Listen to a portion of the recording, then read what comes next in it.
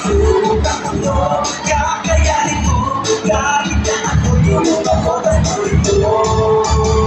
Sa aking balik namin katulad, matatanaw mo ang aking bayan.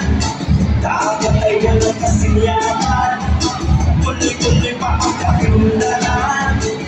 At kahit na sunod ako ay kakayanin natin tamaan. Basta kasama ko, ay ko, ay kaya ko. Kaya ko. Maraming salamat po. Akin naman pong pakinggan ang pagbati na magmumula sa kinatawan ng lungsod ng Navotas, Congressman Toby Tiangco.